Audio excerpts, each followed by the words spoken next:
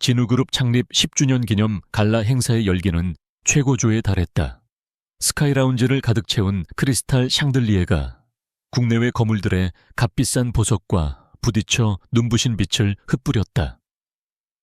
샴페인 잔이 부딪히는 맑은 소리, 억 단위를 호가하는 계약에 대한 나직한 속삭임, 그리고 이 모든 것을 압도하는 단 한 사람의 존재감.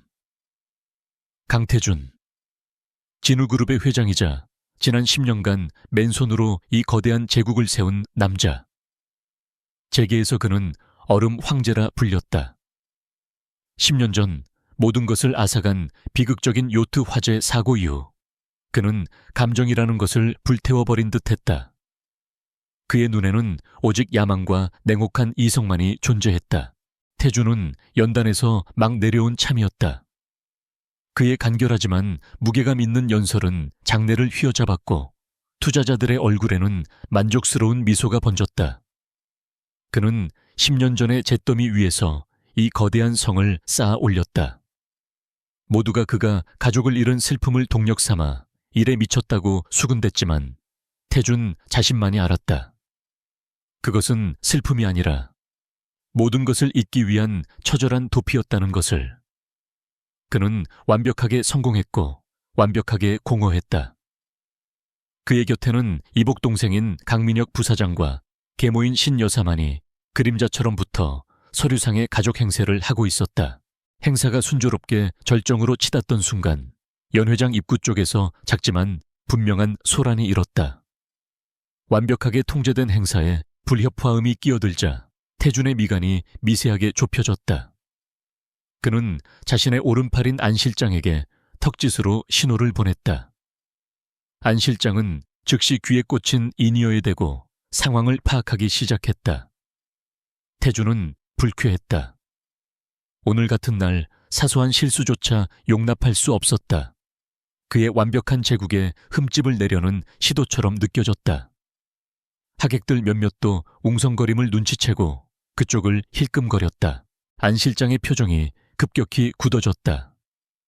그는 태준에게 다가와 다른 이들이 들을 수 없을 만큼 낮은 목소리로 속삭였다.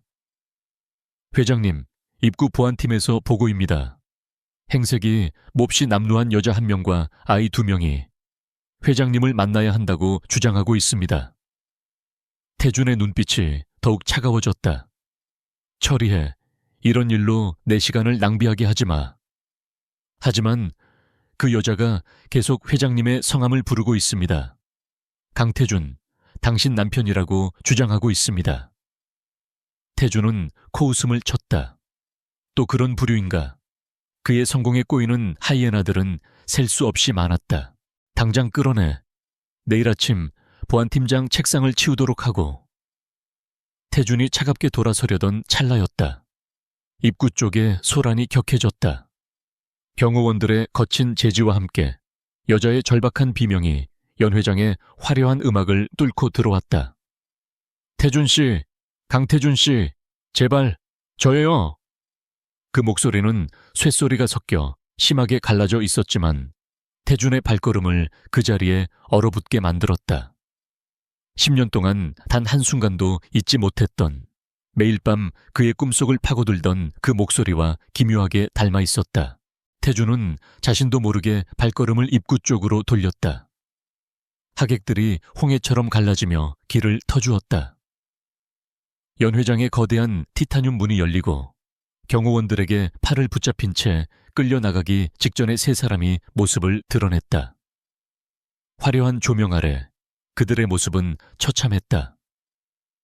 10년은 좋게 묵은 듯한 낡고 더러운 옷, 공포와 절박함으로 얼룩진 얼굴, 뼈만 앙상하게 남은 2 아이, 그리고 그 중심에 선 여자. 태준은 숨을 멈췄다. 시간은 이미 10년이나 흘렀지만 굶주림과 고통으로 일그러진 저 얼굴을 그는 알아볼 수 있었다. 내보내. 태준이 얼음장 같은 목소리로 명령했다. 하지만 그 목소리는 미세하게 떨리고 있었다. 경호원들이 주춤했다. 누구신데 감히 여길. 계모인 신 여사가 앞으로 나서며 경멸 어린 시선으로 그들을 쏘아붙였다. 여자는 경호원들의 손을 뿌리치고 비틀거리며 한 걸음 다가왔다. 그녀의 텅 빈 눈동자가 태준에게 고정되었다. 그녀는 입술을 달싹였지만 목소리가 나오지 않는 듯 했다. 그녀 뒤에 숨은 두 아이 15, 16 살쯤 되어 보이는 소년과 소녀가 잔뜩 경계하며 태준을 노려봤다. 태준은 거대한 망치로 머리를 맞은 듯한 충격에 휩싸였다. 아니야, 불가능해. 그들은 10년 전 그날 그 불타는 요트와 함께 사라졌다. 그는 자신의 눈으로 잿더미를 확인했다. 그런데 지금 눈앞에 서 있는 이 여자는 누구인가? 이 낯선 아이들은 누구인가? 하지만 그의 심장이, 그의 온몸의 세포가 미친 듯이 비명을 지르고 있었다. 저 눈빛, 공포 속에서도 그를 향한 희미한 갈망이 담긴 저 눈빛, 서윤. 태준의 입에서 자신도 믿을 수 없는 이름이 흘러나왔다. 그 이름을 뱉는 순간 여자의 눈에서 굵은 눈물이 쏟아져 내렸다. 그녀는 무너져 내리듯 바닥에 주저앉았다. 태준 씨, 맞구나. 살아있었어. 여자의 울부짖음에 장내가 찬물을 끼얹은 듯 조용해졌다. 태준은 아무 소리도 들리지 않았다. 그의 시선은 여자와 그 뒤에 두 아이에게 고정되었다. 자신을 닮은 듯도 하고 아내를 닮은 듯도 한저 낯선 두 얼굴. 계모인신 여사와 이복동생 민혁의 얼굴이 하얗게 질려가는 것을 그는 보지 못했다. 수백 명의 하객들이 경악과 호기심으로 자신을 지켜보고 있다는 것도 깨닫지 못했다. 그의 완벽했던 10년. 얼음처럼 단단하게 쌓아 올린 그의 제국이 발밑에서부터 요란한 소리를 내며 무너져 내리고 있었다. 그는 비틀거리며 여자에게 다가갔다. 한 걸음 한 걸음이 청음망은 같았다. 아니야, 당신들은 죽었어. 10년 전에. 태준이 혼란스럽게 중얼거렸다. 여자는 고개를 저으며 아이들을 품에 끌어안았다. 아이들은 여전히 태준을 향해 으르렁거리는 새끼 짐승처럼 굴었다. 우린 살아있었어요. 살아있었다고. 하지만 기억이...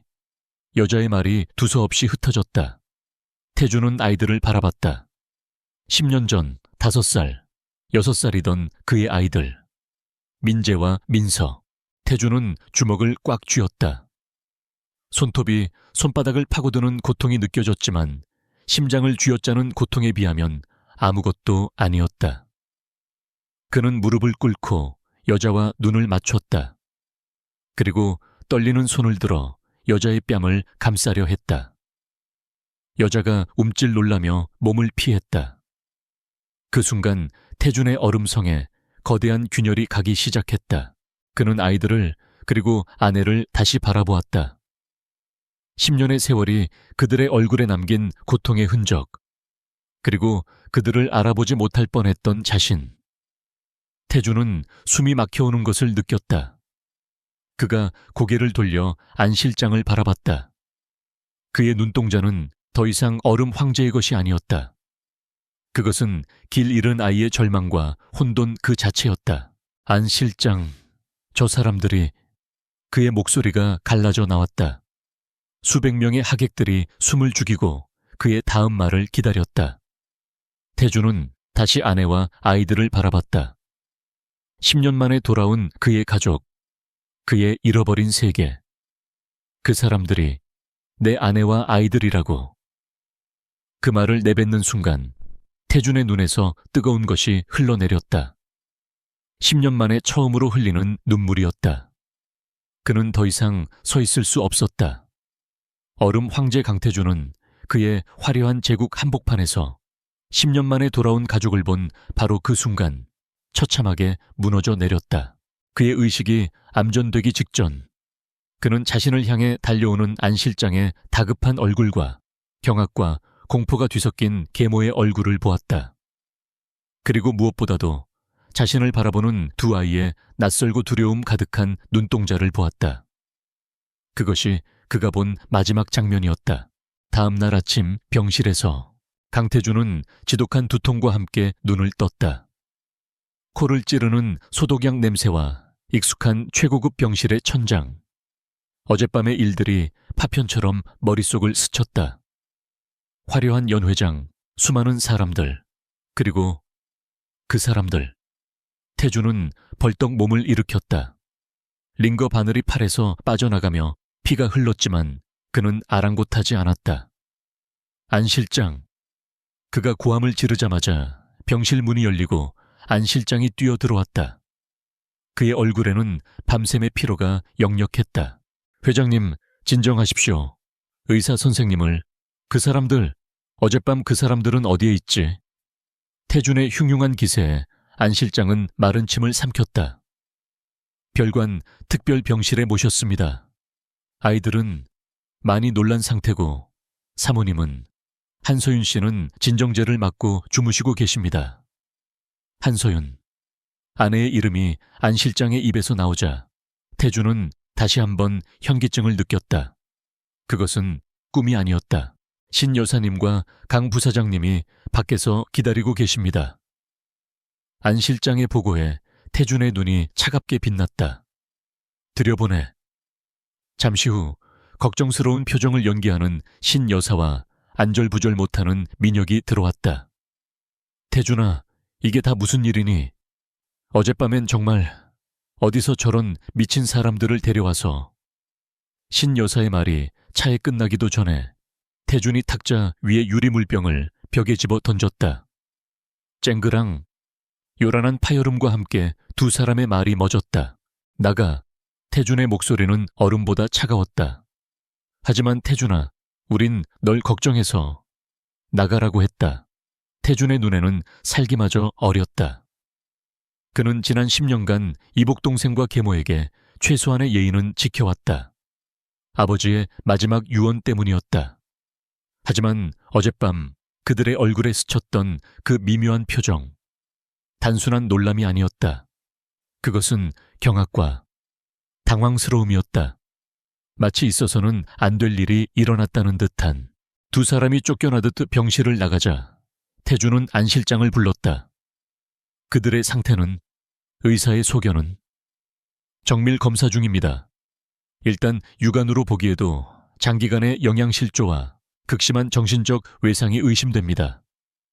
특히 한소윤 씨는 기억에 혼선이 있는 것 같습니다. 어젯밤에도 계속 그들이 우릴 찾고 있다는 말만 반복했습니다. 태준의 심장이 차갑게 내려앉았다.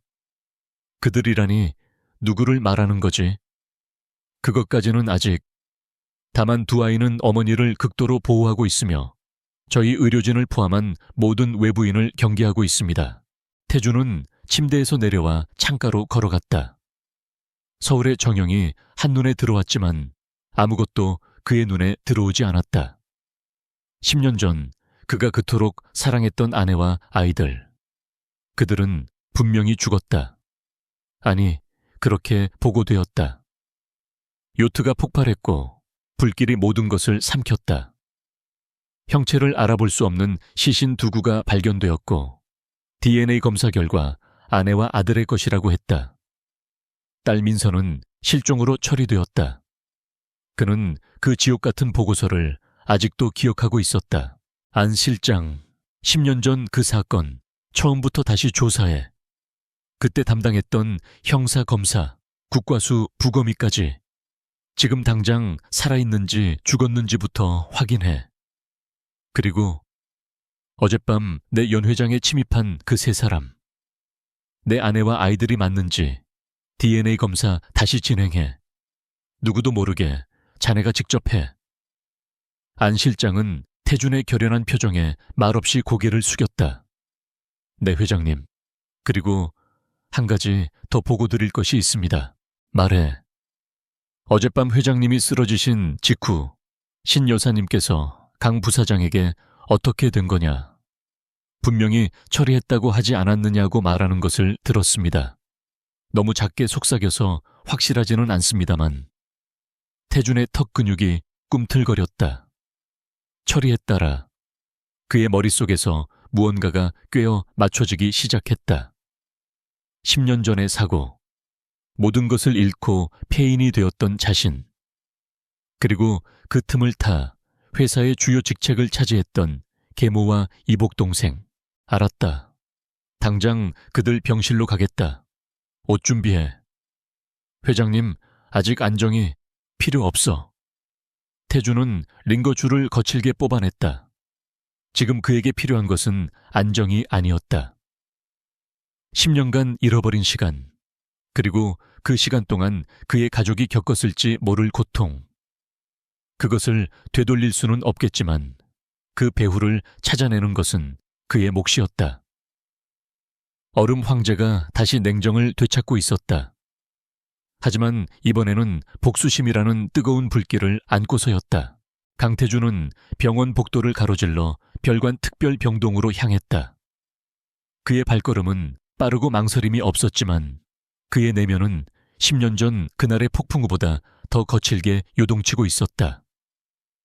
안 실장이 반발짝 뒤에서 그를 따랐고 만일의 사태에 대비한 경호원들이 거리를 둔 채 움직였다. 태준의 머릿속은 온통 왜라는 질문으로 가득 차 있었다. 왜 그들이 살아있었는가? 왜 10년 동안 돌아오지 못했는가? 그리고 신 여사가 말한 처리했다는 말은 대체 무슨 뜻인가? 그들이 겪었을 고통을 상상하자 심장이 얼음 송곳으로 찔리는 듯한 통증을 느꼈다. 특별 병실 문 앞에 다다랐을 때 태주는 잠시 걸음을 멈췄다. 문틈으로 희미한 흐느낌 소리가 새어나왔다. 그는 심호흡을 했다. 그는 지난 10년간 수백 건의 M&A와 이사회를 주재하며 단 한 번도 감정을 드러낸 적 없는 얼음 황제였다. 하지만 지금 그는 이 얇은 문 하나를 열지 못해 망설이고 있었다. 문 너머에는 그의 잃어버린 과거이자 감당할 수 없는 현재가 있었다. 그는 손을 들어 문을 열려다 말고 옆에 작은 관찰창으로 안을 들여다보았다. 병실 안, 창백한 환자복을 입은 한서윤이 침대 구석에 몸을 웅크린 채 앉아 있었다. 그녀의 눈은 텅 비어 있었고 알 수 없는 공포에 질려 쉴 새 없이 주위를 두리번거렸다. 그리고 침대 양옆에는 15, 16 살로 보이는 소년과 소녀가 마치 어미를 지키는 어린 늑대처럼 경계태세를 갖추고 서 있었다. 소년, 민재는 부러진 의자, 다리 조각을 손에 쥐고 있었고 소녀, 민서는 겁에 질렸지만 오빠의 등 뒤에 바짝 붙어 있었다. 그들은 병실에 들어오려는 간호사에게 적대감을 드러내고 있었다. 그 처참하고도 야생적인 모습에 태준은 가슴이 미어지는 것을 느꼈다. 태준이 문을 열고 들어섰다. 쇠붙이가 마찰하는 소리와 함께 세 사람의 시선이 동시에 그에게로 향했다. 서윤은 비명을 지르며 침대 헤드에 머리를 박을 듯 몸을 숨겼고 민재는 손에 쥔 무기를 앞으로 겨누며 소리쳤다. 오지마, 저리 가, 엄마한테서 떨어져. 목소리는 변성기를 지났지만 불안으로 심하게 떨리고 있었다. 민서 역시 태준을 노려보며 울먹였다. 당신 누구야? 우리한테 왜 이래? 태준은 그 자리에 얼어붙었다.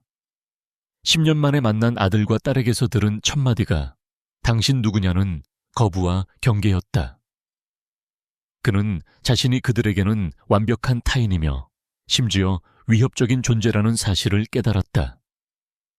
나는 너희 아버지다. 태준이 간신히 목소리를 뱉어냈지만 그 말은 공허하게 울렸다. 민재는 비웃었다. 아버지, 우리 아버지는 죽었어. 10년 전에 당신 같은 사람이 아니야. 소년의 눈에는 불신과 함께 깊은 증오가 서려 있었다. 그 순간 담당 주치의가 조심스럽게 태준의 뒤로 다가왔다. 회장님, 잠시만. 환자들이 극도로 불안정한 상태입니다. 특히 한서윤 환자님은. 태준은 의사를 돌아보지 않고 낮은 목소리로 물었다. 상태가 어떻지? 의사는 태블릿 PC를 넘기며 보고했다. 세 분 모두 장기간의 심각한 영양실조 상태입니다. 특히 아이들은 성장기에 필요한 영양 공급을 거의 받지 못해 신체 발달이 많이 더딥니다. 의사는 목소리를 낮췄다. 더 심각한 것은 정신적인 외상입니다. 한서윤 환자님은 해리성 기억장애, 즉 부분적인 기억상실 증세를 보이고 있습니다. 10년 전 사고의 충격과 그 이후의 트라우마로 인해 특정 기억들을 스스로 봉인한 것으로 보입니다. 어젯밤처럼 극심한 스트레스 상황에서 일시적으로 기억이 돌아왔다가도 다시 자신을 보호하기 위해 다쳐버립니다. 현재로서는 10년 동안의 일을 거의 기억하지 못하시는 것 같습니다. 태주는 주먹을 꽉 쥐었다. 기억을 잃었다고. 10년의 공백. 아이들은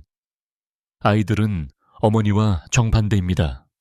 모든 것을 기억하고 있는 듯합니다.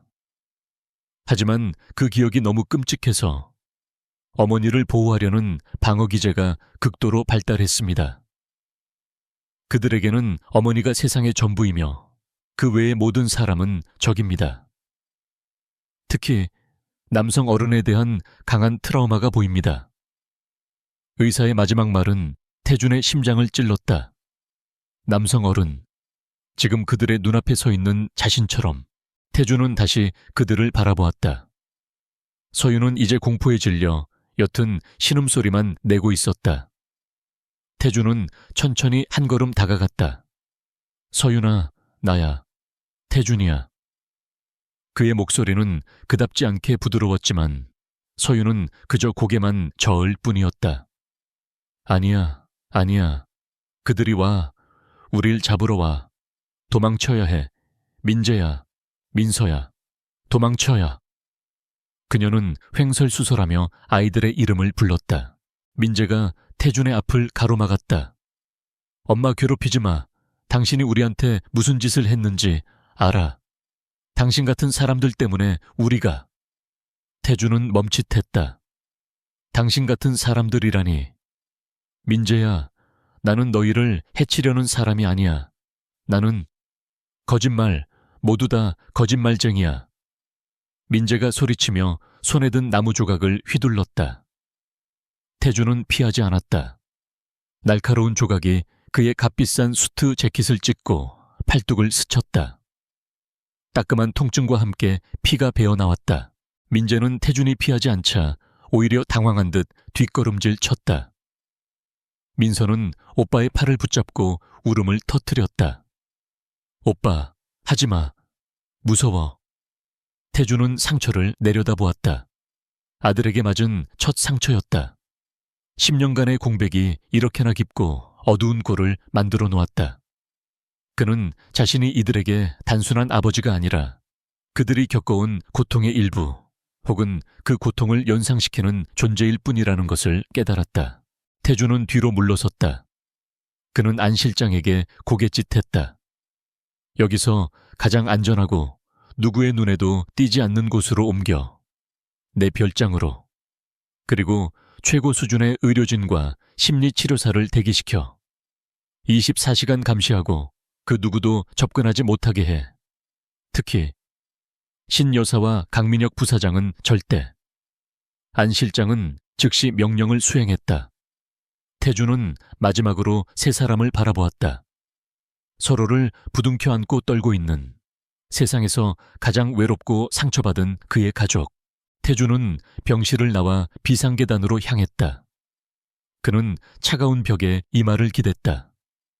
10년 만에 찾은 가족은 그가 알던 가족이 아니었다. 아내는 자신을 기억하지 못했고 아이들은 자신을 적으로 여겼다. 그들이 겪었을 10년의 세월. 의사의 보고서에 적힌 장기간의 학대와 감금 흔적이라는 문구가 그의 뇌리를 떠나지 않았다. 누군가 의도적으로 그들을 숨겼고 고통을 주었다. 그의 분노가 차갑게 타올랐다. 어젯밤 무너졌던 CEO 강태준은 사라졌다. 이제 그는 10년의 지옥을 되갚아 주어야 할 한 남자, 한 아버지, 한 남편이었다. 그는 휴대폰을 꺼내 안 실장에게 연결했다. 10년 전 요트 화재 사건, DNA 검사 결과 보고서 지금 당장 내 책상으로 가져와. 그리고 그때 그 시신들 어떻게 처리되었는지도 알아봐.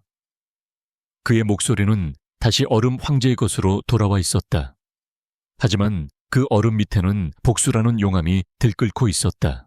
같은 시각 진우그룹 회장실에서는 신 여사와 강민혁이 불안한 듯 서성이고 있었다. 어머니, 어떻게 된 겁니까? 분명히 10년 전에 그 여자와 아이들은. 민혁이 초조하게 손톱을 물어뜯었다. 신 여사의 얼굴은 분노로 일그러져 있었다. 조용히 해. 내가 그걸 어떻게 알아? 박 사장이 분명히 처리했다고 했어. 그 여자가 기억을 잃었다 해도 아이들이 문제야. 특히 강태준, 그놈 눈빛이 달라졌어. 그럼 이제 어떡합니까? 저것들이 돌아왔으니 태준이 형이 모든 걸 알게 되는 건 시간 문제예요. 신 여사는 독사 같은 눈을 빛냈다. 아직 시간은 있어. 그 여자가 기억을 다 찾기 전에, 그리고 강태준이 진실을 파헤치기 전에 우리가 먼저 움직여야 해. 10년 전에 끝내지 못한 일을 이번에는 확실하게 마무리 지어야지. 그녀는 수화기를 들어 누군가에게 전화를 걸었다. 나다. 쓸만한 사람 하나 구해. 아주 조용하고 확실하게 처리할 수 있는 사람으로. 10년 만에 돌아온 가족은 태준에게는 되찾은 희망이자 고통이었고 누군가에게는 제거해야 할 위협이었다. 서울 외곽 철통 같은 보안으로 둘러싸인 강태준의 개인 별장 수영아의 슈이란자는 외부 세계와 완벽히 차단된 고요한 섬이었다. 태준은 언론의 광적인 취재 열기와 신여사의 교활한 접근을 막기 위해 가족들을 이곳으로 옮겼다. 10년간 버려져 있던 공간이라고는 믿기지 않을 만큼 별장은 최고급 가구와 생활용품으로 하룻밤 사이에 완벽하게 채워졌다. 하지만 이 호화로운 풍경은 지옥 같은 10년을 보낸 세 사람에게는 또 다른 형태의 감옥처럼 느껴졌다. 그들은 병원에서 입던 낡은 환자복 대신 값비싼 실크 잠옷을 입었지만 그들의 눈에 서린 공포와 경계심은 조금도 가시지 않았다. 강태준은 자신이 만든 이 안전한 요새 안에서 무력감을 느꼈다. 그는 JINW55 그룹의 회장으로서 수천억 원의 계약을 주무르고 수천 명의 직원을 호령했지만 자신을 두려워하는 아내와 적대적인 아이들 앞에서는 무엇을 해야 할지 몰랐다. 그는 서툰 아버지가 되어 최고급 레스토랑의 음식을 공수하고 최신형 게임기와 인형을 방에 들여놓았다. 하지만 민재와 민서는 그 음식에 손도 대지 않았고 값비싼 선물들은 방구석에 먼지가 쌓인 채 버려졌다. 그들은 오직 자신들이 병원에서 가져온 낡아빠진 담요 한 장만을 의지했다. 태준은 서윤에게 다가가려 애썼다. 하지만 그의 목소리는 언제나 회의를 주재할 때처럼 딱딱하고 사무적이었다. 필요한 건 없어. 의사는 뭐라고 해? 그는 안부를 묻는 법조차 잊어버린 사람 같았다. 서윤은 대부분의 시간을 창밖을 멍하니 바라보며 보냈다. 그녀의 기억은 여전히 안개 속에 갇혀 있었고 태준이라는 남자는 낯설지만 희미하게 가슴을 아프게 하는 존재일 뿐이었다. 그녀는 태준의 접근을 피하지는 않았지만 인형처럼 초점 없는 눈으로 그를 바라볼 뿐 어떤 감정의 동요도 보이지 않았다. 하지만 밤이 되면 닫혀 있던 그녀의 기억이 악몽이라는 형태로 잔인하게 터져 나왔다. 안 돼, 불이야, 아이들, 내 아이들. 서윤은 매일 밤 똑같은 비명을 지르며 깨어났다. 그녀의 온몸은 식은땀으로 젖어 있었고 눈은 극도의 공포로 확장되어 있었다. 태준이 놀라 그녀의 방으로 달려가면 언제나 그보다 한 발 앞선 민재와 민서가 엄마를 감싸 안고 있었다. 두 아이는 잠든 어머니의 방문 앞을 교대로 지키고 있었다. 엄마, 괜찮아. 꿈이야. 우리가 있잖아. 민재는 자신도 떨고 있으면서도 억지로 어른스러운 목소리를 내며 엄마를 다독였다. 민서도 엄마의 손을 잡고 함께 울었다. 태준은 문 앞에 선 채 그들만의 견고한 세계에 끼어들지 못하고 무력하게 서 있어야 했다. 그는 아내를 안아주고 싶었지만 그의 존재 자체가 서윤의 공포를 더 자극하는 듯 했다. 서윤은 태준을 볼 때마다 가면 가면 쓴 남자라고 중얼거리며 더욱 심하게 몸을 떨었다. 어느 날 밤 서윤의 악몽은 그 어느 때보다 격렬했다. 그녀는 침대에서 뛰쳐나와 방 구석으로 도망쳤다. 보트, 작은 보트야. 우릴 끌고 가. 안 돼. 태준 씨, 살려줘. 그녀는 10년 전, 그날 밤의 파편적인 기억을 토해냈다. 불타는 요트, 코를 찌르는 기름 냄새, 그리고 자신과 아이들을 거칠게 끌고 가던 가면 쓴 남자들의 모습. 그녀는 자신을 붙잡으려는 태준의 손을 뿌리치며 절규했다. 당신도 그들과 한패야. 날 속였어. 태준은 얼어붙었다. 서윤의 눈에는 그에 대한 원망과 배신감이 서려 있었다. 그녀가 모든 것을 기억해낸 것일까? 아니면 혼란 속에서 자신을 가해자 중 하나로 착각하는 것일까? 서윤아, 진정해. 나야. 내 남편 강태준이라고. 그가 소리쳤지만 서윤은 듣지 못했다. 결국 의료진이 달려와 그녀에게 진정제를 주사해야 했다. 잠든 서윤의 얼굴은 눈물로 얼룩져 있었다. 태준은 텅 빈 복도에 주저앉았다. 가면 쓴 남자, 작은 보트.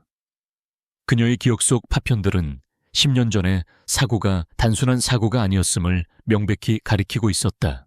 별장에서 가족들이 고통스러운 밤을 보내는 동안 JINNWOO 그룹 본사, 태준의 집무실은 전쟁터였다. 안 실장이 10년 전 사건 파일을 그의 책상 위에 올려놓았다. 회장님, 예상대로입니다. 당시 DNA 검사는 조작되었습니다. 태준의 눈이 번뜩였다. 자세히 보고해. 국과수에 보관 중이던 원본 샘플을 다시 확보해 재검사했습니다. 10년 전 발견된 시신 두 구의 DNA는 한서윤 사모님이나 민재군과 일치하지 않았습니다. 신원 미상의 시신들이었습니다. 태준은 이를 갈았다. 그렇다면 누군가 의도적으로 아내와 아들의 죽음을 위장했다는 뜻이다. 그때 담당했던 형사는 국과수 부검인은 그것이 이상합니다. 사건 종결 직후 담당 형사는 뇌물수수 혐의로 파면되었고 2달 뒤 캐나다로 이민을 갔습니다. 기록상으로는 그렇습니다.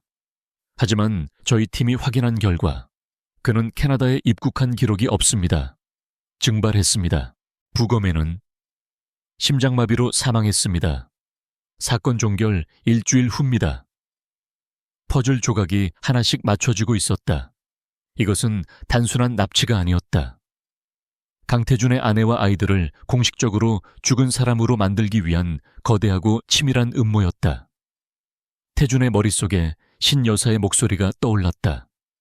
분명히 처리했다고 하지 않았느냐. 분노가 그의 머리끝까지 차올랐다. 바로 그때 태준의 개인 휴대폰이 울렸다. 별장의 보안 시스템과 연결된 경고 알림이었다. 그는 즉시 별장 내부 CCTV 화면을 태블릿으로 확인했다. 화면 속에는 낯선 중년 여자가 아이들에게 다정한 미소를 지으며 간식을 건네고 있었다. 누구지? 저 여자는? 안 실장이 당황하며 물었다. 오늘 새로운 요양보호사입니다. 심리치료 경력이 있다고 해서 제가... 회장님, 죄송합니다. 제가 직접 면접을 봤습니다만 태준의 눈이 가늘어졌다.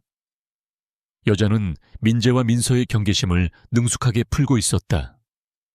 그리고 아이들이 간식에 정신이 팔린 사이 그녀의 시선이 아주 빠르고 정확하게 방 안에 숨겨진 CCTV 카메라를 찾아내 응시했다.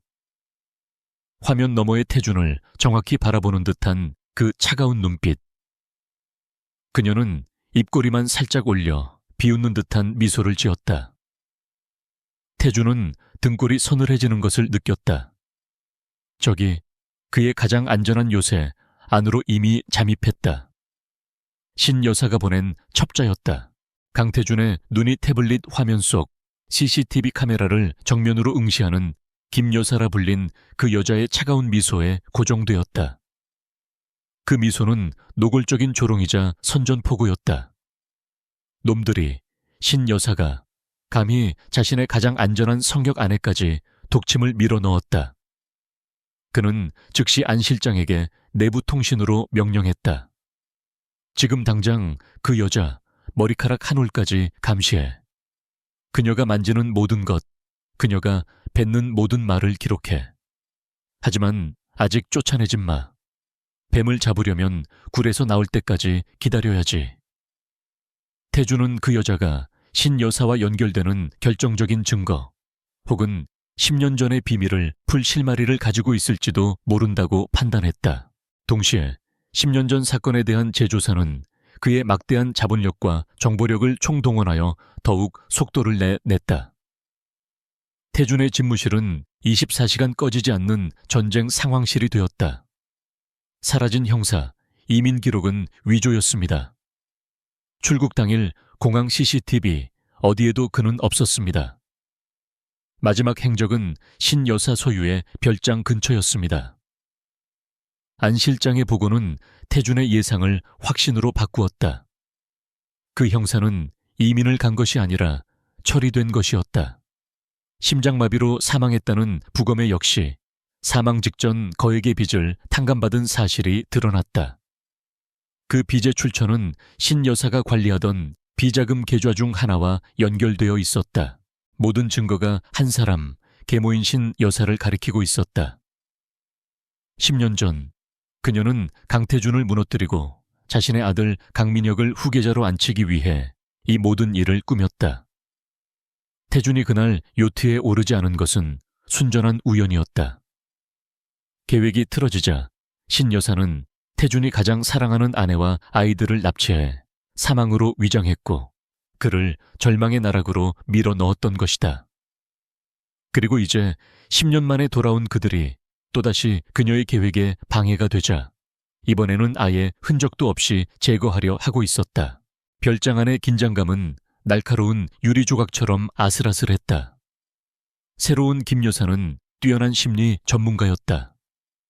그녀는 아이들의 경계심을 교묘하게 파고들었다. 두 분 다 정말 용감하네요. 그동안 엄마를 지키느라 얼마나 힘들었어요.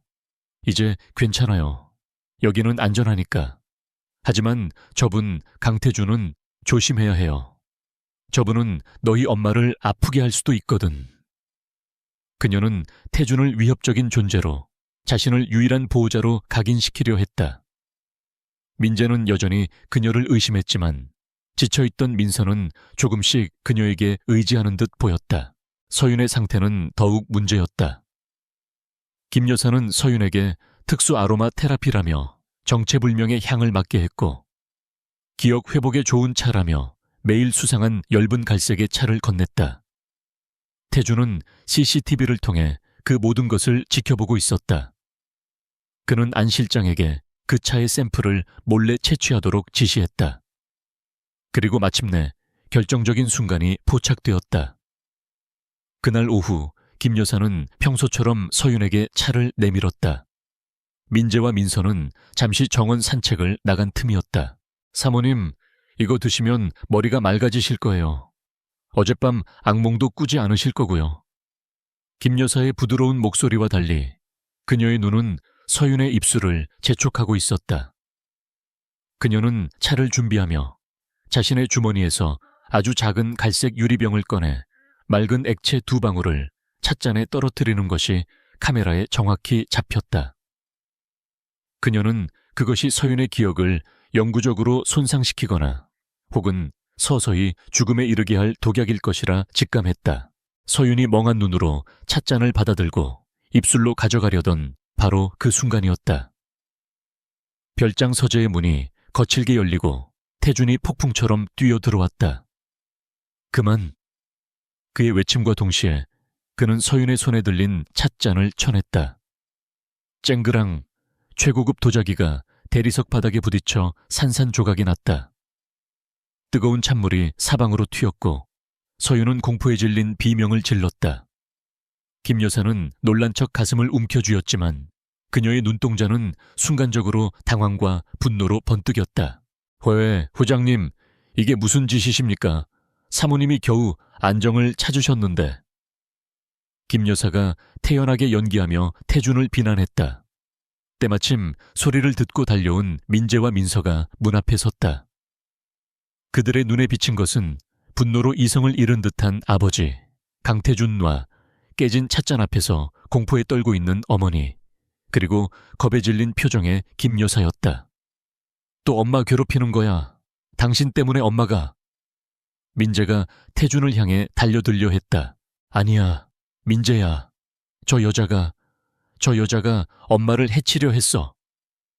태준이 소리쳤지만 아이들은 믿지 못하는 눈치였다. 그 순간 안 실장과 경호원들이 방으로 들어와 김 여사의 양팔을 붙잡았다. 이거 놔요. 내가 뭘 잘못했다고. 김 여사가 발악했지만 안 실장은 냉정하게 그녀의 주머니에서 작은 갈색 병을 찾아냈다. 회장님, 확보했습니다. 태준은 김 여사에게 다가가 턱을 거칠게 움켜쥐었다. 그의 눈은 살기로 이글거렸다. 누가 보냈지? 신 여사냐? 김 여사는 고통 속에서도 비웃음을 잃지 않았다. 무슨 말씀이신지 모르겠네요. 전 그저 사모님을 돌보려 했을 뿐입니다. 증거도 없이 사람을 이렇게 모욕해도 되는 겁니까?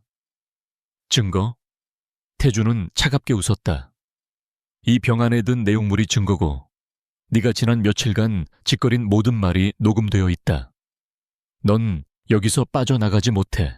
그는 김 여사를 경호원들에게 넘기고 망연자실한 표정의 아이들을 바라보았다. 너희는 날 믿지 못하겠지만 나는 너희를 지키려는 거다. 저 여자는 10년 전 너희를 불행하게 만든 그 사람들과 한패야. 태준은 깨달았다. 위협은 외부가 아니라 지난 10년간 자신의 가족 행세를 해온 그들에게서 오고 있었다. 신 여사가 아내의 기억이 돌아오는 것을 막기 위해 혹은 아예 그녀를 제거하기 위해 이런 짓까지 서슴지 않았다는 사실이 그를 분노케 했다. 태준은 별장을 나섰다. JN-5 그룹 본사 최고층 회장실. 신 여사는 강민혁과 함께 여유롭게 차를 마시고 있었다. 태준이 비서에 제주도 무시하고 문을 박차고 들어섰다. 쿵 하는 소리와 함께 두 사람의 찻잔이 흔들렸다. 태준아, 이게 무슨 무례한 짓이냐. 노크도 없이. 신 여사가 불쾌한 듯 미간을 찌푸렸다. 태준은 그녀의 책상으로 성큼성큼 다가가 안 실장에게서 건네받은 갈색 약병을 그녀 앞에 집어 던졌다. 이게 뭡니까? 태준의 목소리는 지하실의 냉기처럼 차가웠다. 별장에 심어둔 쥐새끼가 가지고 있던 겁니다. 어머님이 보낸. 신 여사의 얼굴이 순간 굳었지만 그녀는 곧 능숙하게 포커페이스를 되찾았다. 무슨 소리를 하는 거니? 쥐새끼라니? 나는 모르는 일이다. 네가 그 이상한 여자와 아이들을 데려온 뒤로 정신이 어떻게 된 것 아니냐? 회사를 위해서라도 병원에 가보는 게 모레우신다고요? 태준은 신 여사의 뻔뻔함에 실소를 금치 못했다. 그는 책상에 양손을 짚고 그녀의 눈을 똑바로 노려보았다. 좋습니다. 지금은 모르셔도. 하지만 곧 알게 될 겁니다. 10년 전 그 불타는 요트에서 제 아내와 아이들을 빼돌린 것도, 그들을 10년간 지옥 속에 가둔 것도, 그리고 이제 와서 그들을 다시 해치려 한 것도 전부 어머님과 강 부사장 두 사람이라는 걸 제가 증명해 보일 테니까. 강민혁은 얼굴이 새하얗게 질려 덜덜 떨기 시작했지만 신 여사는 끝까지 냉정함을 잃지 않았다. 증거도 없이 망상으로 어미를 몰아세우는 거냐? 네가 그 여자애한테 홀려서 이성을 잃었구나. 태준은 더 이상 그녀와 말을 섞을 가치를 느끼지 못했다. 그는 돌아섰다. 기대하십시오, 어머님. 제가 당신의 그 추악한 가면을 벗겨내는 데는 그리 오래 걸리지 않을 테니 내 가족을 건드린 대가 반드시 치르게 해드리겠습니다. 태준은 사무실을 나갔고 문이 닫히는 소리와 함께 신 여사의 찻잔이 그녀의 손에서 미끄러져 박살났다. 전쟁은 이제 공식적으로 시작되었다. 강태준이 본사 회장실로 돌아왔을 때 그의 전신에서는 살기라고밖에 표현할 수 없는 냉기가 뿜어져 나왔다. 신 여사와의 정면 충돌은 그에게 확신을 주었다. 이것은 단순한 과거의 원한이 아니라 현재 진행형의 전쟁이었다. 그의 가족을 향한 명백한 살해 시도였다. 그는 더 이상 주저하거나 슬퍼할 시간이 없었다. 10년간 그를 지탱해 온 얼음 황제의 가면이 아니었다. 이제는 가족을 지키기 위한 사자의 발톱을 드러낼 때였다. 그는 집무실 안쪽의 비밀 서재로 들어갔다. 그곳은 JINWEOO 그룹의 진짜 두뇌이자 강태준의 가장 사적인 전쟁 지휘소였다. 그곳에는 단 한 사람, 안 실장이 그를 기다리고 있었다. 안 실장은 단순한 비서실장이 아니었다. 그는 10년 전 태준이 모든 것을 잃고 무너졌을 때 그의 곁을 묵묵히 지켰던 유일한 사람이었다. 태준의 고통과 공허함을 가장 가까이에서 지켜본 증인이었다. 태준은 넥타이를 거칠게 풀어헤치며 말했다. 안 실장, 지금부터 비상사태다. JNUO의 모든 자원을 동원하는 것을 허가한다. 자네의 팀을 가동해. 안 실장의 눈빛이 날카롭게 빛났다. 그의 팀원은 서류상 존재하지 않는 최고의 회계 분석가, 화이트 해커, 전직 특수요원들로 구성된 태준의 친위대였다. 목표는 둘이다. 태준이 거대한 스마트 스크린에 두 사람의 사진을 띄웠다. 신 여사와 그녀의 아들 강민혁. 하나는 10년 전 요트 화재 사건의 진실. 다른 하나는 그들이 내 아내와 아이들을 10년간 감금하고 학대한 증거. 그리고 방금 별장에서 확보한 그 김 여사라는 여자. 그녀의 배후를 캐 뼈와 살을 발라내서라도 누가 그녀를 보냈는지 알아내. 안 실장은 고개 숙여 명령을 받들었다. 그는 태준의 목소리에 실린 지옥의 불길 같은 분노를 느꼈다. 사자의 방역이 시작되고 있었다. 김 여사는 별장 지하의 임시 구금시설에서 즉시 신문을 받았다. 그녀는 생각보다 입이 무거웠다. 증거도 없이 이게 무슨 짓이죠? 변호사를 부르겠어요. 그녀가 비웃으며 말했다. 하지만 안 실장은 태블릿 PC를 그녀 앞에 내려놓았다. 화면에는 그녀가 신 여사와 비밀리에 접선하는 장면이 찍힌 고해상도 사진이 재생되고 있었다. 변호사, 좋습니다. 당신이 이 독극물 샘플과 함께 경찰서로 가기 전에 말이죠. 신 여사가 당신을 지켜줄 것 같나? 당신은 쓰고 버려지는 카드일 뿐이야. 김 여사의 얼굴이 하얗게 질렸다. 결국 김 여사는 무너졌다. 하지만 그녀가 아는 것도 많지 않았다. 그녀는 전문 해결사 브로커를 통해 고용되었을 뿐 신 여사를 직접 만난 것은 사진 속에 저 한 번뿐이라고 했다. 그녀는 보수 입금처에 대해서만 털어놓았다. 유령 법인의 이름이었다. 하지만 그것으로 충분했다. 안 실장의 해커팀이 그 유령 법인의 자금 흐름을 역추적하기 시작했다. 동시에 10년 전 신 여사와 강민혁의 모든 금융 기록이 샅샅이 파헤쳐졌다. 이것은 사자가 사냥감의 숨통을 끊기 위해 조용히 그리고 치밀하게 움직이는 방식이었다. 10년 전의 기록을 추적하는 것은 모래사장에서 바늘을 찾는 것과 같았다. 대부분의 데이터는 파기되거나 교묘하게 세탁되어 있었다. 하지만 태준의 팀은 포기하지 않았다. 그들은 당시 JNWO 그룹의 주가를 흔들었던 경쟁사들의 움직임에 주목했다. 특히 당시 태준과 가장 격렬하게 경영권 다툼을 벌였던 대형 그룹의 박 회장. 그는 태준의 요트 사고 소식에 노골적으로 기쁨을 표했던 인물이다. 태준은 직감했다. 신여사 혼자서는 그토록 완벽하게 사고를 조작하고 10년간이나 진실을 숨길 수 없었을 것이다. 반드시 조력자가 있었을 터. 신여사와 박 회장, 이 둘의 연결고리를 찾아. 태준의 명령은 차가웠다. 그는 자신의 적이 내부의 배신자뿐만 아니라 외부의 탐욕스러운 경쟁자였을 가능성에 무게를 두었다. JINWOO를 통째로 삼키기 위해 두 뱀이 손을 잡았을 수도 있다. 태준의 팀은 두 사람의 10년치 통화 내역, 자금 이체 내역, 심지어는 해외 출입국 기록까지 샅샅이 대조하기 시작했다. 거대한 그물이 조용히 하지만 촘촘하게 펼쳐지고 있었다. 그 사이 태준은 잠시 별장을 찾았다. 김 여사가 사라진 별장은 삼엄한 경비 속에서도 기묘한 안정을 되찾은 듯 했다. 태준은 문틈으로 아내와 아이들을 지켜보았다. 서유는 독극물의 기운이 빠져나가며 이전보다 조금 더 또렷한 눈빛으로 창밖을 보고 있었다. 민재와 민서는 여전히 경계심을 풀지 않았지만 더 이상 태준을 향해 저기를 드러내지는 않았다. 민재는 태준이 김 여사를 막아섰던 순간, 그리고 그가 자신을 밀치고 엄마의 찻잔을 쳐냈던 그 격렬한 순간을 분명히 목격했다. 아이의 혼란스러운 눈빛이 태준의 가슴을 쳤다. 그는 아직 아버지로서 그들 앞에 설 자격이 없었다. 이 모든 더러운 싸움을 끝내기 전까지는 새벽 3시 집무실에서 쪽잠을 자던 태준이 안 실장의 긴급 호출에 눈을 떴다. 찾았습니다, 회장님.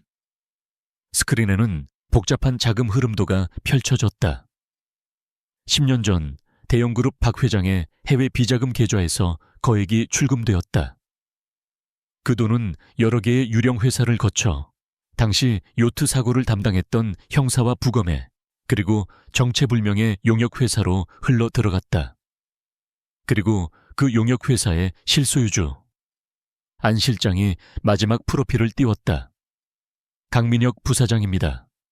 당시에는 어렸지만 신 여사가 그의 명의를 도용했습니다.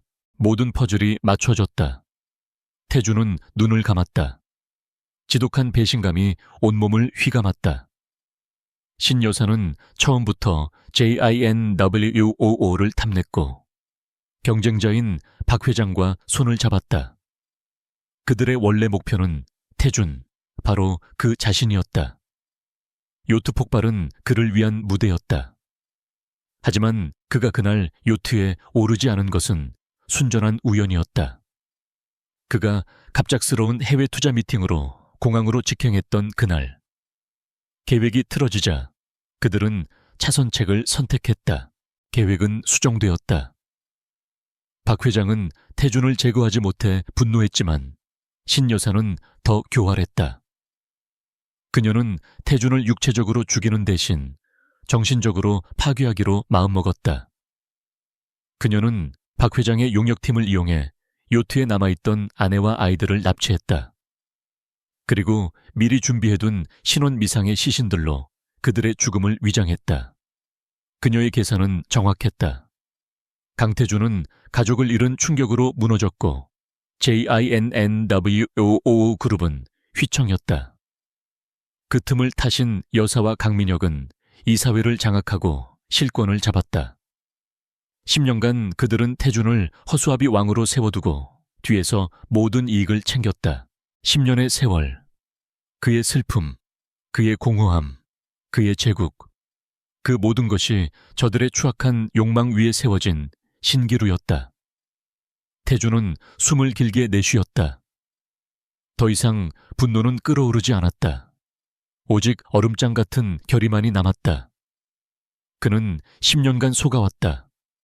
10년간 죽은 가족을 그리워하며 자신을 학대해왔다. 그 대가를 치르게 할 것이다. 신 여사에게도, 강민혁에게도, 그리고 감히 이 일에 가담한 박 회장에게도. 안 실장, 증거는 충분한가? 차고 넘칩니다, 회장님. 그들의 10년치 비자금 내역까지 모두 확보했습니다. 조하. 태준이 수트 재킷을 다시 여몄다. 동이 트고 있었다. 10년 만에 처음으로 그는 자신이 무엇을 해야 할지 분명히 알았다. 그는 더 이상 과거에 갇힌 망령이 아니었다. 그는 현재의 가족을 지켜야 할 사자였다. 긴급 이사회를 소집해.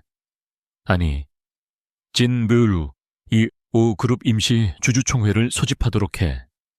신 여사와 강 부사장, 그리고 대형그룹 박 회장에게도 특별 초청장을 보내 아주 거절할 수 없는 초청장으로. 그의 눈빛은 10년 전에 그 어떤 협상 테이블에서보다도 차갑고 잔인하게 빛나고 있었다. 사자의 사냥이 시작된 것이다. 진베이우 그룹 본사 40층 이사회 특별 대회의실. 진베이우의 운명을 결정지을 임시 주주총회가 소집되었다. 대한민국 재계를 움직이는 거물급 주주들과 이사진이 무거운 표정으로 자리를 메우고 있었다. 평소라면 셔터를 터뜨리느라 바빴을 기자들은 철저히 배제되었다. 공기는 유리 파편처럼 날카롭고 차가웠다. 회의장의 거대한 마호가니 테이블 중앙 의장석에는 뜻밖에도 신 여사가 앉아 있었다. 강태준 회장의 심신미약 상태를 이유로 그녀가 임시 의장직을 꿰찼기 때문이었다. 그녀의 얼굴에는 승리를 예감한 자의 오만함과 위장된 근심이 교묘하게 섞여 있었다. 강태준은 의장석이 아닌 일반 이사석 한쪽에 조용히 앉아 있었다. 그는 평소의 얼음 황제답지 않게 창백하고 지쳐 보였다. 며칠간 잠을 설친 듯 붉어진 눈은 그가 정말로 이성을 잃고 무너지고 있다는 신 여사의 주장을 뒷받침하는 듯 보였다. 그의 옆에는 강민혁이 앉아 있었다. 그는 형의 눈치를 보며 땀에 젖은 손을 연신바지에 문질러 닦았다. 그리고 주주석 맨 앞자리에는 JINW555의 주요 주주 자격으로 참석한 대형그룹 박 회장이 거만한 미소를 띤 채 앉아 있었다. 모든 것이 신 여사와 박 회장이 그린 그림대로 흘러가고 있었다. 신 여사가 마이크를 잡고 회의 시작을 알렸다. 그녀의 목소리는 슬픔을 가장한 연기로 가득 차 있었다. 존경하는 주주 여러분, 오늘 이렇게 무거운 마음으로 여러분을 뵙게 되어 참담할 따름입니다. 그녀는 손수건으로 눈가를 찍는 신용을 했다. 여러분도 아시다시피 10주년 기념 만찬에서 불미스러운 일이 있었습니다. 그리고 그 이후 저희 진베이오 그룹을 이끌어온 강태준 회장은 10년 전의 끔찍한 비극에서 아직 헤어나오지 못한 듯 보입니다. 회의장이 술렁였다. 신 여사는 기다렸다는 듯이 목소리를 높였다. 정체불명의 여자와 아이들을 데려와 가족이라 주장하며 회사의 명예를 실추시켰고 급기야 어제는 아무런 증거도 없이 저와 강민혁 부사장을 음해하려 했습니다. 그녀는 마치 태준의 폭언에 상처받은 어머니처럼 호소했다. 이는 명백한 경영 능력 상실이며 제인바디아디에오의 미래를 위해 더 이상 좌시할 수 없는 중대한 사안입니다. 그녀의 말이 끝나자마자 신 여사 측 변호인이 준비한 자료를 스크린에 띄웠다. 강태준 회장 해임 건의안. 사유는 심각한 외상 후 스트레스 장애로 인한 경영 판단력 상실이었다. 그들은 만찬 당일 태준이 무너지는 모습이 찍힌 사진과 그가 병원에서 소란을 피웠다는 조작된 병원 관계자의 증언까지 덧붙였다. 대형그룹 박 회장이 즉시 손을 들고 일어섰다. 동의합니다. JINW225 그룹의 불안정성은 시장 전체를 위협하고 있습니다. 강태준 회장은 즉시 자리에서 물러나 치료를 받아야 하며 그 자리는 안정적인 리더십을 보여준 강민혁 부사장이 대행하는 것이 마땅합니다. 모든 시선이 강태준에게로 향했다. 그가 반박하거나 분노를 터뜨리거나 혹은 다시 한번 무너지기를 기다렸다. 태준은 미동도 없이 그 모든 비난을 듣고 있었다. 그의 침묵은 그를 더욱 궁지로 모는 듯했다. 신 여사가 승리의 미소를 지으며 투표를 강행하려던 순간이었다. 안건에 대해 발언해도 되겠습니까? 태준이 조용히 입을 열었다.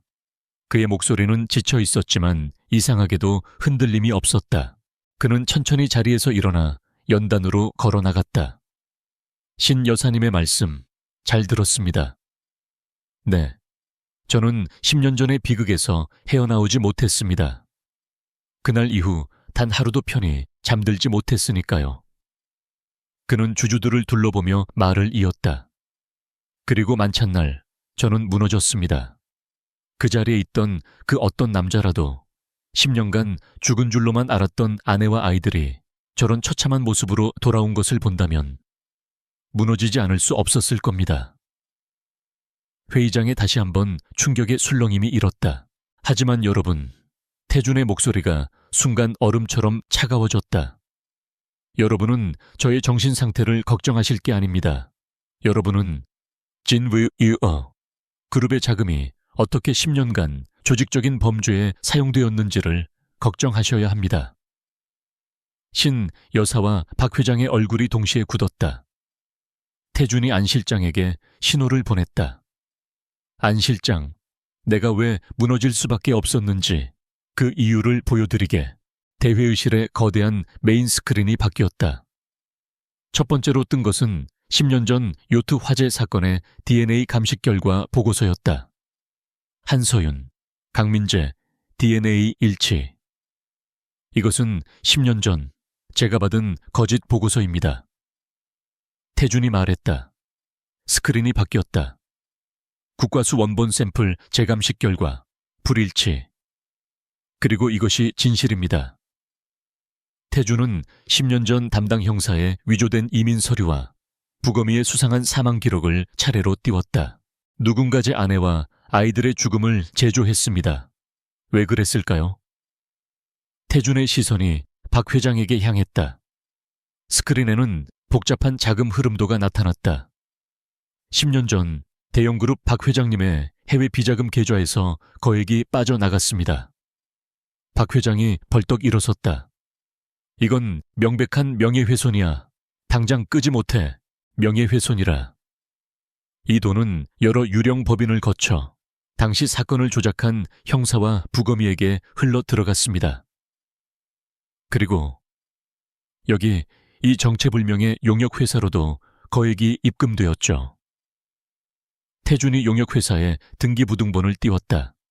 실소유주. 그 이름은 다름 아닌 강민혁이었다. 강민혁이 비명을 지르듯 숨을 들이켰다. 아, 아닙니다. 저는 몰라요. 물론 몰랐겠지. 태준이 고함을 질렀다. 당신은 그저 당신 어머니의 꼭두각시였을 뿐이니까. 태준은 마지막 증거를 띄웠다. 그것은 신 여사와 강민혁의 명의로 된 차명 계좌들이 지난 10년간 JINWOO 그룹의 자금을 어떻게 빼돌려 대형그룹 박 회장과 수상한 거래를 이어왔는지를 보여주는 완벽한 회계 장부였다. 10년 전 태준을 제거하기 위한 암살 시도. 그것이 실패하자 가족을 납치해 그를 정신적으로 파괴하려 했던 음모. 그리고 그 대가로 JINWO의 이권을 박 회장에게 넘기려 한 배임과 횡령의 증거였다. 교진말, 저건 다 조작이야.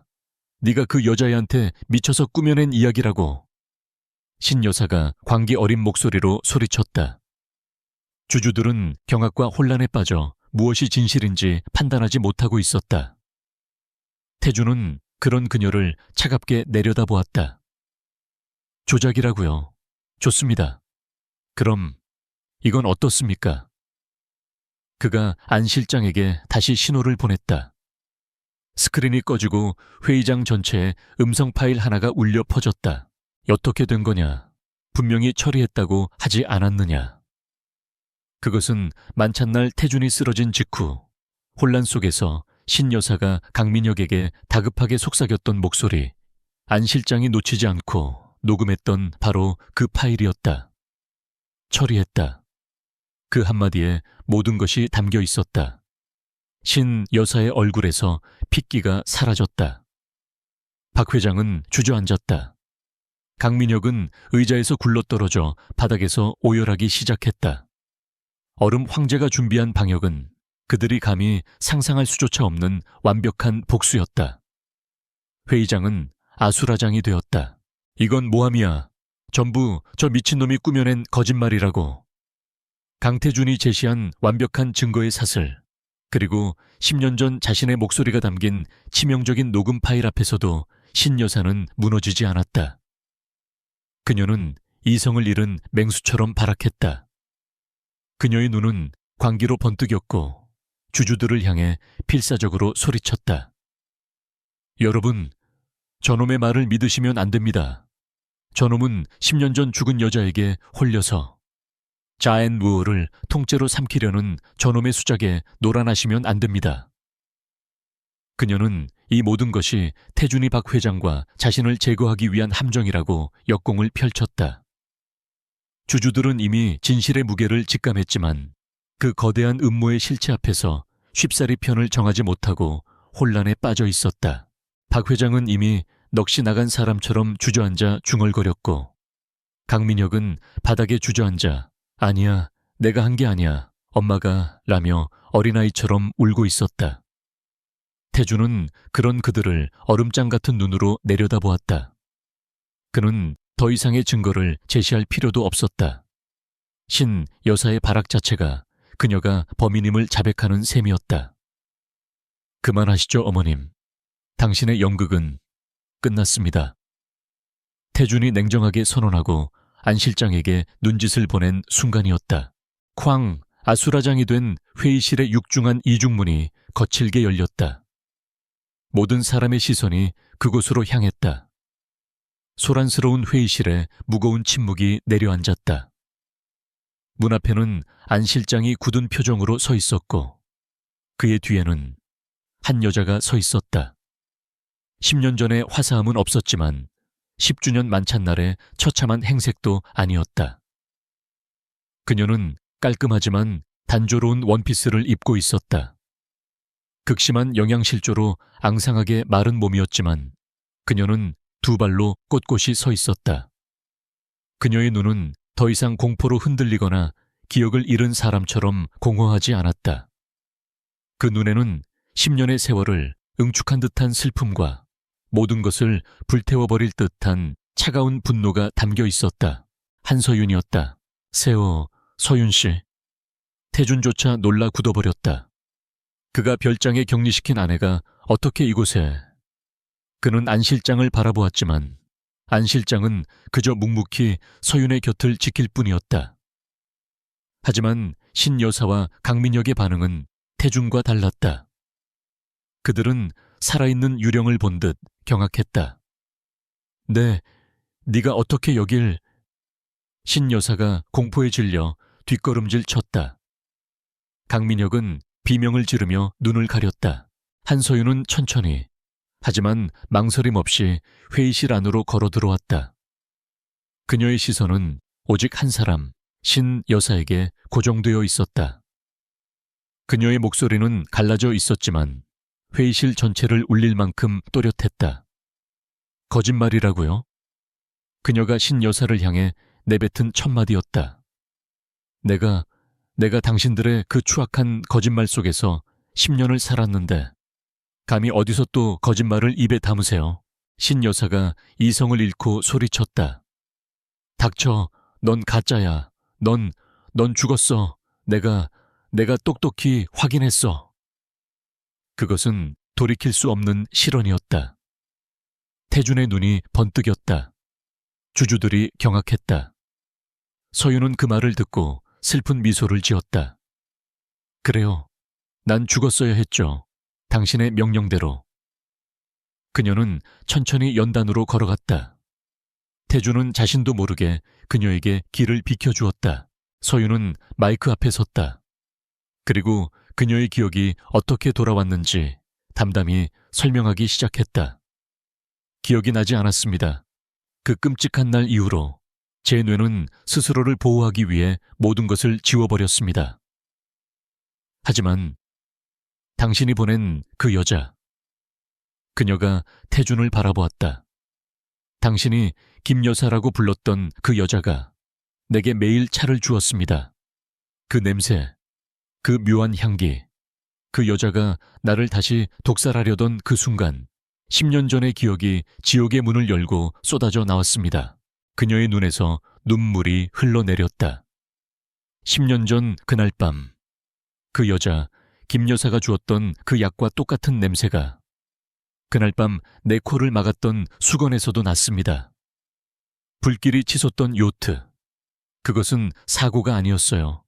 화재는 사람들의 시선을 돌리기 위한 연극이었습니다. 가면을 쓴 남자들이 우리 세 사람을 객실에서 끌어냈습니다. 태준 씨가 이미 공항으로 떠난 뒤였죠. 서윤의 시선이 바닥에서 울고 있는 강민혁에게로 향했다. 그녀의 목소리가 증오로 떨렸다. 우리는 작은 보트로 옮겨졌습니다. 아이들은 비명을 질렀고 나는 살려달라고 빌었어요. 그리고 그때 부두의 희미한 불빛 아래서 나는 그들을 지휘하는 사람들을 보았습니다. 그녀가 신여사를 손가락으로 가리켰다. 당신이었어, 신여사. 당신이 어둠 속에서 명령을 내렸지. 아니야, 아니라고 신여사가 절규했다. 그리고 당신도 있었어. 서윤의 손가락이 강민혁을 향했다. 당신, 강민혁 씨, 당신은 차마 우리를 보지 못하고 고개를 돌리고 있었지. 하지만 당신은 분명히 거기 있었어. 강민혁이 발작하듯 몸을 떨었다. 서윤은 숨을 몰아쉬었다. 그녀의 증언은 회의장을 얼어붙게 만들었다. 그때 가면 쓴 남자가 당신에게 물었죠. 어떻게 할까요? 회장님, 신 여사의 명령은 원래대로 전부 처리하는 것이었습니다만. 서윤이 10년 전 그 순간을 재현하듯 말했다. 그때 당신이, 강민혁 씨, 당신이 떨리는 목소리로 말했어. 안 돼. 아이들만은 살려줘. 라고. 모든 시선이 강민혁에게 집중되었다. 그의 죄책감이, 그의 마지막 남은 일말의 양심이 10년 전 그들의 목숨을 구했던 것이다. 서윤은 다시 신여사를 노려보았다. 그러자 당신이, 신여사, 당신이 역겹다는 듯이 아들에게 소리쳤지. 이런 무른 놈, 좋아. 그럼 죽이지 마. 대신 아무도 찾지 못하는 곳으로 끌고 가.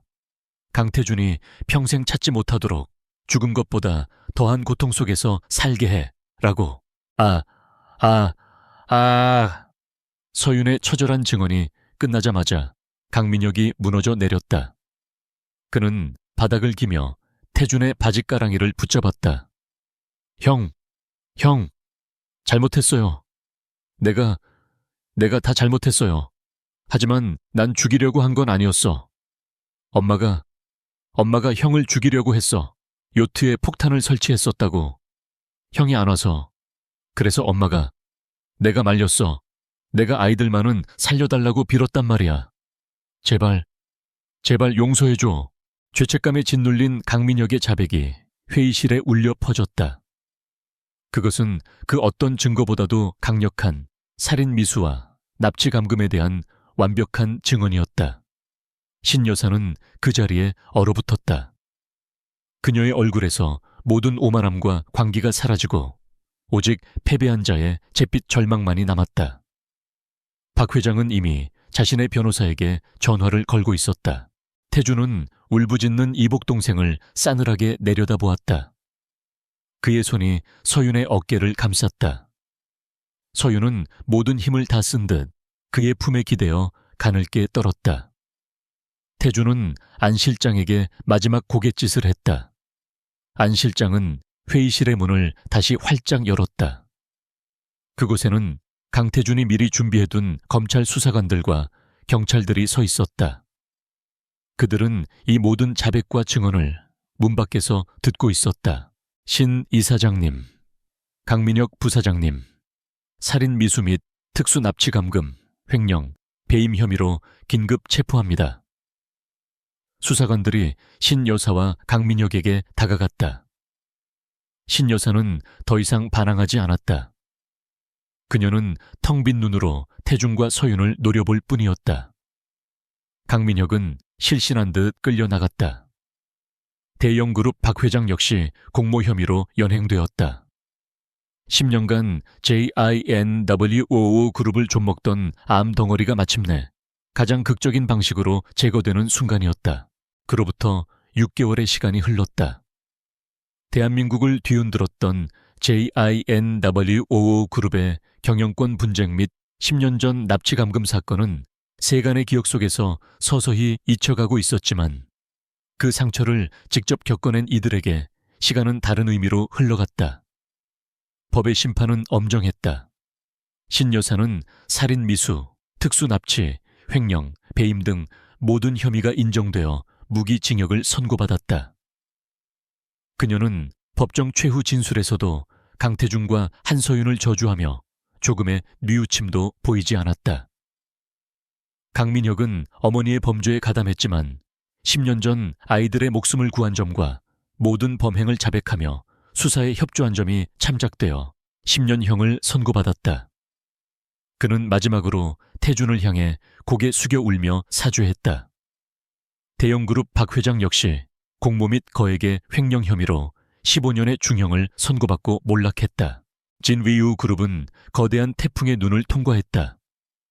주가는 폭락했다가 강태준 회장의 강력한 리더십 아래 비리 임원들이 모두 숙청되고 투명 경영이 선포되자 기적적으로 회복했다. 강태준은 여전히 얼음 황제로 불렸지만 이제 그를 아는 사람들은 그의 얼음이 냉혹함이 아니라 견고함을 의미한다는 것을 알았다.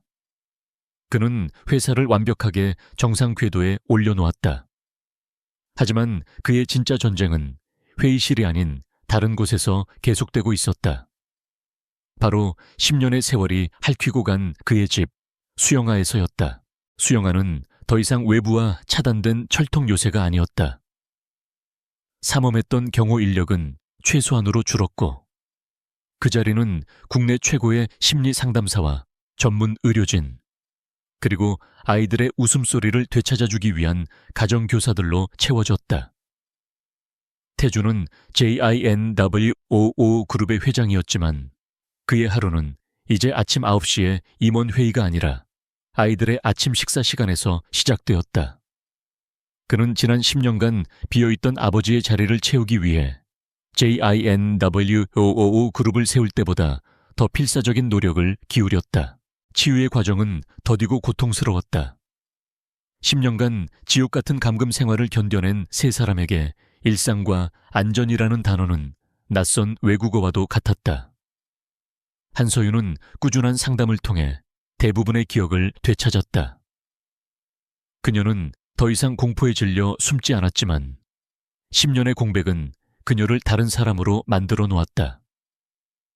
그녀는 잃어버린 청춘과 남편 없이 아이들을 지켜야 했던 처절함 속에서 강해져 있었다. 그녀와 태준은 마치 10년 만에 다시 만난 연인처럼 조심스럽고 서툴게 서로를 알아가고 있었다. 태준은 어느 날 이른 새벽 서재에서 밤을 새우고 나온 그녀를 발견했다. 그녀는 10년 전 자신들이 함께 찍은 사진을 보며 울고 있었다. 태준이 조용히 다가가 어깨에 담요를 덮어주었다. 예전 같으면 움찔 놀랐을 그녀였지만 지금은 가만히 그의 손길을 받았다. 그때의 나는 여기 없어요. 서윤이 나직하게 속삭였다. 태준은 그녀의 곁에 앉아 손을 잡았다. 알아. 나도 그때의 내가 아니니까. 그의 목소리는 따뜻했다. 우리에겐 잃어버린 10년이 있지만 앞으로 함께할 수천, 수만 개의 날들이 있어. 그걸로 충분해, 서윤아. 서윤은 그의 어깨에 조용히 기댔다. 그것은 그들이 10년 만에 처음으로 나눈 진정한 위로였다. 아이들은 더 큰 숙제였다. 민재와 민서는 전문 상담 프로그램이 포함된 대안학교에 다니기 시작했지만 10년간 각인된 트라우마는 쉽게 사라지지 않았다.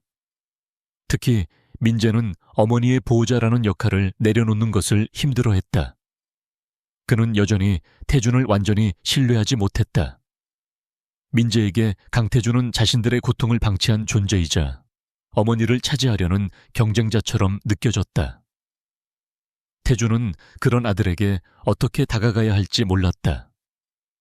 그는 경영 전략서를 읽는 것보다 10대 아들의 마음을 읽는 것이 100배는 더 어렵다는 것을 깨달았다. 그러던 어느 주말 오후였다. 태준은 창고를 정리하다가 먼지가 뽀얗게 쌓인 낡은 농구공을 발견했다. 민재가 5살 때 그가 처음으로 사주었던 공이었다. 태주는 별장 정원에 최고급 농구대를 설치했다. 그리고 퉁명스러운 표정으로 방에 틀어박혀 있던 민재를 불러냈다. 농구 해본 적 있나? 민재는 귀찮다는 듯 고개를 저었다. 관심 없어요. 태주는 무뚝뚝하게 공을 던졌다. 아버지가 가르쳐주지. 두 남자의 서먹한 농구가 시작되었다. 태주는 10년 만에 잡아보는 공이 낯설었고 민재는 생전 처음 해보는 운동이 짜증났다. 공은 림을 외면하기 일쑤였다. 자세가 틀렸어. 어깨에 힘 빼고 손목 스냅을 이용해. 태준이 사무적인 말투로 지적했다. 민재가 신경질적으로 공을 던졌다. 안 된다고요. 태준은 굴러가는 공을 주워와 다시 아들의 손에 쥐어주었다. 다시 해. 될 때까지. 그것은 그가 신입사원들을 가르치던 방식 그대로였다. 몇 번의 실패가 더 이어지고 민재가 포기하려던 순간이었다. 태준이 민재의 뒤에 서서 그의 팔을 잡아 자세를 교정해 주었다. 이렇게 나를 믿어. 태준의 낮고 단단한 목소리가 울렸다. 민재는 처음으로 아버지의 천을 느꼈다. 그는 자신도 모르게 숨을 참고 아버지가 이끄는 대로 공을 던졌다. 쨍! 맑은 소리와 함께 공이 처음으로 깨끗하게 림을 통과했다. 민재의 눈이 커졌다. 태주는 그런 아들의 머리를 거칠게 헝클어뜨렸다. 봤지? 하니까 되잖아. 그 순간 민재는 자신도 모르게 입을 열었다. 한 번 더 가르쳐주세요. 퉁명스러웠지만 그 말에는 경계심이 아닌 배움의 의지가 담겨 있었다. 태주는 놀란 눈으로 아들을 바라보다가 이내 희미하게 미소 지었다. 그가 10년 만에 지어보는 아버지로서의 미소였다. 멀리 테라스에서 서윤과 민서가 그 광경을 지켜보고 있었다. 민서는 태준이 사준 스케치북에 아빠와 오빠의 모습을 그리고 있었고 서윤은 눈물 어린 미소를 짓고 있었다. 태준은 땀에 젖은 아들을 바라보았다. 그리고 테라스의 아내와 딸을 바라보았다. 그의 시선이 서윤과 마주쳤다. 10년 전 그가 사랑했던 바로 그 눈빛이었다. 태준의 가슴속을 가득 채웠던 10년간의 공허함과 얼음 같던 복수심이 따스한 봄 햇살에 녹아내리는 눈처럼 사라지고 있었다. 그는 깨달았다. 그가 10년간 이룬 JIN 나바비 우우라는 제국은 지금 이 순간 이 가족의 평범한 오후에 비하면 아무것도 아니었다는 것을. 그는 아내를 향해 걸어가려 했다. 그때 민재가 다시 공을 던졌다. 어디 가요? 한 게임 더 하자면서요, 아버지. 아버지. 민재가 처음으로 그를 그렇게 불렀다. 태주는 발걸음을 멈추고 아들을 돌아보았다.